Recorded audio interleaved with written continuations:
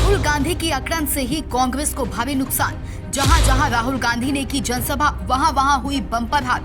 हरियाणा में राहुल गांधी का बड़बोलापन कांग्रेस पार्टी को ले डूबा। अब कांग्रेस पार्टी में ही राहुल गांधी को लेकर भयंकर फूट। कांग्रेस पार्टी में मची भगदड़। जीते हुए कई विधायक भाजपा में शामिल। हरियाणा में जितने ही तेवर के साथ राहुल गांधी ने चुनाव प्रचार किया, अब उससे कई गुना नीचे आ गए। आलम ये हो गया कि कांग्रेस पार्टी के ही कई बड़े दिग्गज नेता मनोमन राहुल गांधी को कोस रहे हैं। हरियाणा चुनाव में हुई कांग्रेस पार्टी की हार को लेकर कई बड़े दिग्गज नेता राहुल गांधी से बहुत जल्द बगावत करने वाले हैं, क्योंकि राहुल गांधी ने जहां जहां चुनावी जनसभा और रैली की, उसमें भी बहुत ज्यादा जीत का आंकड़ा नहीं रहा। हरियाणा चुनाव में कांग्रेस पार्टी अपनी हार की वजह अब इन्हें मान रही है। हरियाणा में लगातार तीसरी बार भाजपा की सरकार बनी, जबकि विगत 10 वर्षों से कांग्रेस पार्टी भाजपा को हराने के लिए सारे दांव चले, पर जीत होते होते हार गई। हरियाणा में सियासी पंडितों का दावा और एग्जिट पोल के नतीजों भी कांग्रेस पार्टी को पूरी तरह आश्वस्त किया था कि हरियाणा में उसका 10 सालों से चल रहा राजनीतिक वनवास खत्म होने वाला है।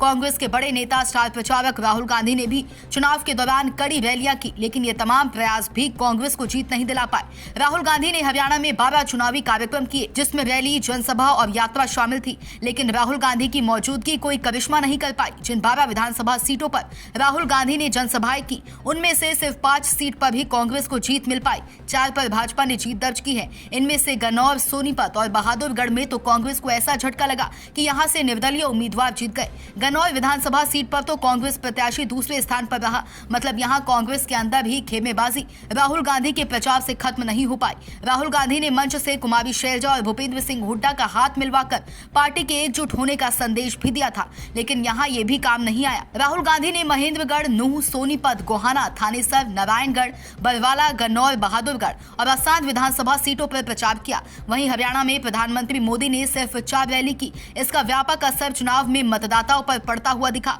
पीएम मोदी ने 16 अगस्त को हरियाणा में चुनाव घोषणा के बाद पहली रैली 14 सितंबर को की थी। पीएम ने जहां चुनावी सभा की उन सीटों पर जीत का स्ट्राइक रेट 75% रहा, यानी पीएम की बात और उनका साथ हरियाणा के लोगों को भी भा गया।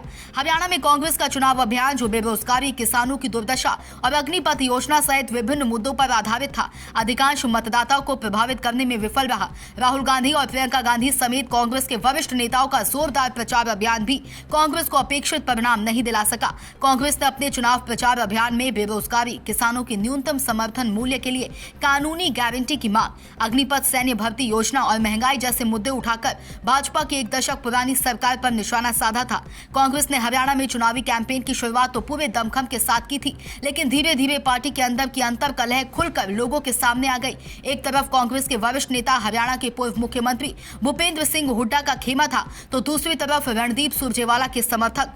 कांग्रेस के भीतर जिसकी नाराजगी की चर्चा सबसे ज्यादा रही, वो है सांसद कुमारी शैलजा, जिनका खेमा अलग ही अंदाज में इस चुनाव के दौरान नजर आया। कुमारी शैलजा खुद ही लंबे समय तक चुनाव प्रचार से दूर रही और शामिल भी हुई तो एकदम बेमन से, जिसका परिणाम चुनाव नतीजों में साफ उभर कर आया।